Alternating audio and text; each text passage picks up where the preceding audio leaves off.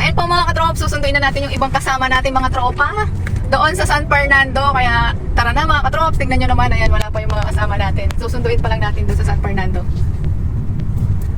At syempre, bago tayo pumunta sa kanila, magpapa-full tank na muna tayo mga katrops. At pagkatapos nga natin magpakarga, ayan, nag-drive-thru na rin tayo para habang nasa biyahe, kumakain yung mga alaga natin. Bali, ayun po mga katrops, nag-order muna yung mga anak natin, ayan, pati yung bunso natin. Ginutom yung mga alaga daw nila. At eto na nga po yung order natin. At ayan po, diretso na ulit tayo biyahe. Papunta dun sa mga kasama natin sa San Fernando. Tara na, samahan nyo kami magbiyahe. Pick upin na natin sila. At sa wakas, nakarating na po tayo sa kanila. Ayan na po sila lahat. Pick upin na natin sila. Bahala na silang magsardinas dyan. Pagdating ng silang sumama tayo. Sardinas is real. Eto po yung mga asawa ng kasama namin. Hindi po sila makakasama dahil may work po sila. Kaya tara na mga katrops, larga na tayo. Samahan nyo kami magbiyahe. Dahil kompleto na kami, kaya dire-diretso na kami sa pupuntahan namin. At kung napapansin nyo, may pagbabago na po dito sa malaking exitan dito. ETC na po ang nakalagay, hindi na po yung RFID dati. At ayun na nga, nakapag-exit na kami sa unang exit namin. Kaya susunod ay malapit na kami niyan sa Skyway na kami. At eto na nga po, papasok na kami ng Skyway. At sa mga dumadaan nga po pala dito sa Skyway ay magdoble ingat po tayo palagi mga katrops. Tamang speed limit lang po tayo. Mga oras na to walang masyadong dumadaan dahil maaga pa. Pero kahit ganun pa man, mag-iingat pa rin po tayo at tamang speed lang. Dahan-dahan lang tayo dahil makakarating din po tayo sa ating pupuntahan. Pag talagang nandito ka na sa Manila, naglalakihan na at nagtataasan na ang mga building dito. Kung kailan lumiwanag na po ang kalangitan, bigla pong umuulan dito sa parting to. At ayan, dito nga banda, buti na lang tumigil na yung ulan at maliwanag na uli. Sinliwanag ng pagmamahal ko sa'yo, ano daw? Bali, ayan po mga katrops, stop over kami. Ayan, yung mga tropa natin. Stop over kami dito sa... Ayan po, dito po sa tinatawag nilang bring hands daw sabi. Pero bahala na kayo kung anong tawag nyo dyan. Sa mga nakakaalam, ayan. Dahil marami pa sa taas, dito muna ako. At pagkatapos nila, ayan, ako naman ang nagpa-selfie-selfie dyan. Ang lamig po ng hangin dito banda sa Tagaytay na to.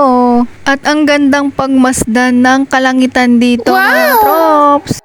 At eto na, nasa Nasugbu na kami mga katrop. Pagkatapos ng Nasugbu, welcome to Lian na kami mga katrop. At doon banda may nadaanan kaming mga enforcer po ba yun or police na tinatawag na nagsisita or nagche-check ng mga motorcycle. Ayan po, ang daming mga nakaparada sa gilid-gilid. At eto nga po mga katrops, nasa Calatagan, Batangas na po kami. Konting tiis na lang po niyan mga katrops, malapit na.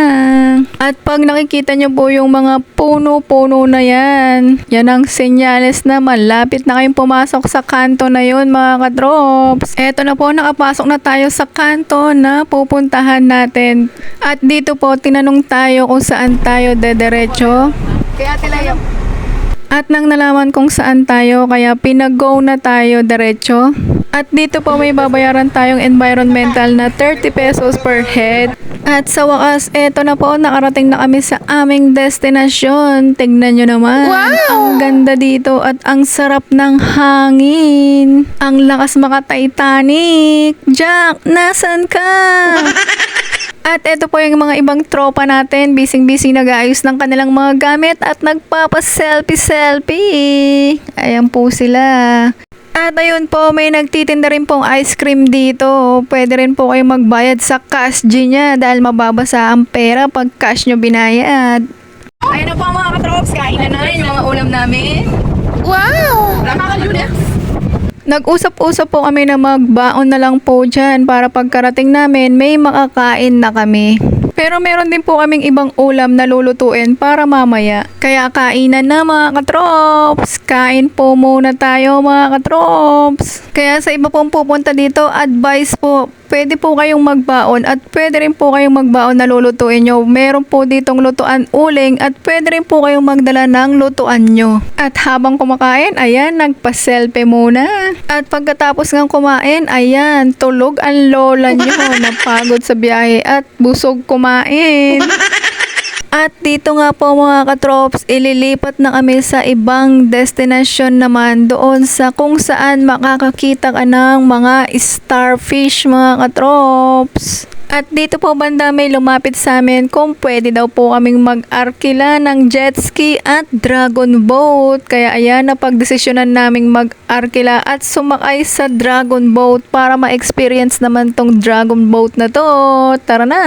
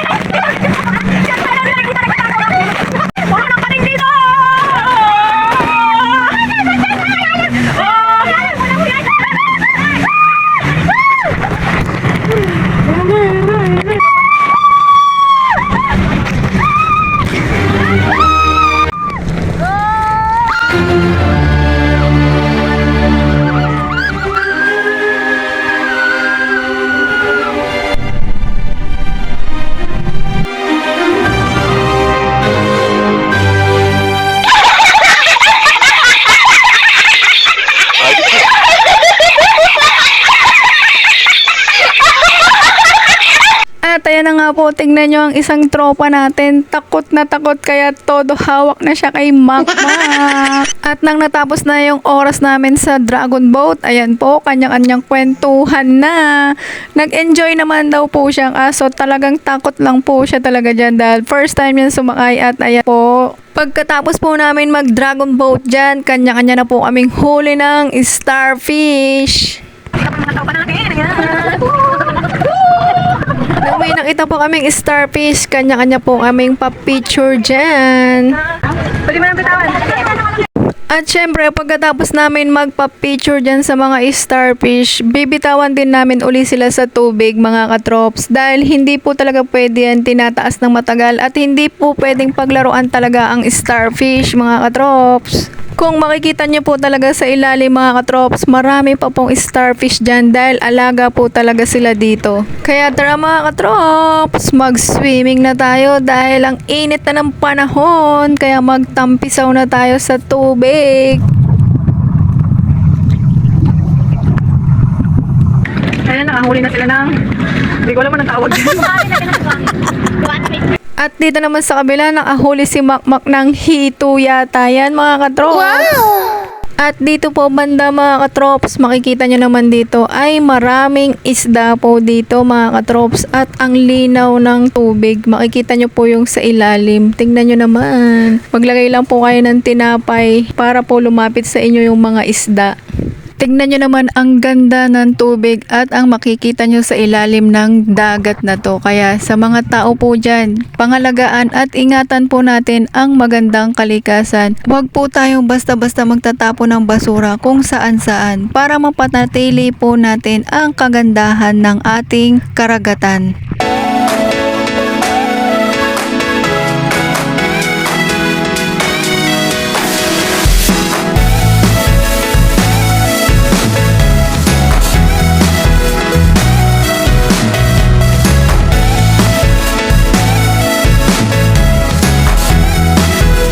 Ayan po yung ibang tropa natin, napagod na sa kakaswimming, kaya yung iba pa chill-chill na lang. Ang lakas po ng alon dito mga katrops at ang lakas ng hangin. Ayan po mga katrops, ito po nagluluto tayo ng isa pang ulam natin.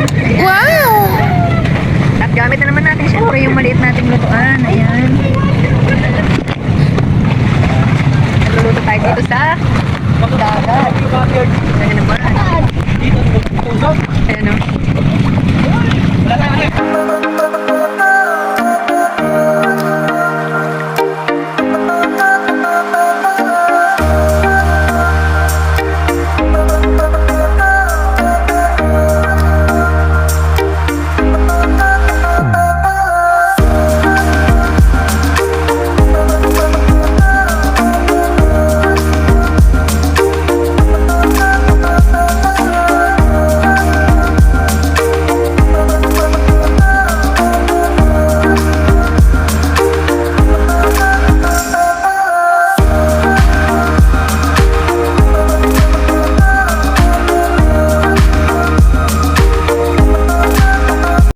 Stopover.